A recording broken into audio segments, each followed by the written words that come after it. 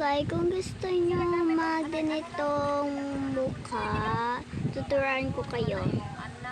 First muna, wait lang guys, wait. Yan guys, nagbihis ako para maganda naman. Tuturuan ko na kayo kung paano gawin to. Ito nasa ulo ko, yung walang ulo.